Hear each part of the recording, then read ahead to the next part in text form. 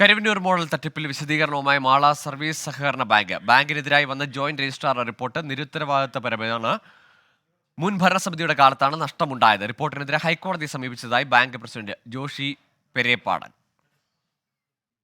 സഹകരണ വകുപ്പ് joint registrar Mala service സഹകരണ ബാങ്കിൽ ലേല നടപടികളിൽ വന്നിട്ടുള്ള നഷ്ടത്തിന്റെ ഒരു റിപ്പോർട്ട് തയ്യാറാക്കിയിട്ട് അത് ഡയറക്ടർമാർക്ക് മറ്റുള്ള ഒരു സർചാർജ് ആയിട്ട് കൊണ്ടുവരുന്നതിന് മുമ്പ് നിങ്ങളുടെ വിശദീകരണം ആവശ്യപ്പെട്ടുള്ള ലെറ്ററാണ് വന്നത്.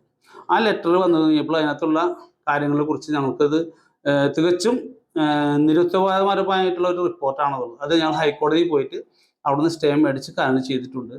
അതോടൊപ്പം ഈ ഭരണസമിതിയിൽ കഴിഞ്ഞ ദിവസം ഒരു ചാനലിൽ വന്ന് 4 കോടി രൂപ ഈ ഭരണസമിതി നഷ്ടം വരുന്നു. അത് 4 കോടിയൊന്നുമില്ല, ആകെ 30,29,184 ഈ അടുത്ത ദിവസം 28-ാം തീയതി ഏകദേശം 6 കോടി രൂപ വരുന്ന സ്ഥലങ്ങളുടെ മുൻ പ്രസിഡന്റിന്റെ മകന്റെ ഉൾപ്പെടെയുള്ള ലേലങ്ങളുടെ നടപടിയാണ് നടക്കുന്നത്.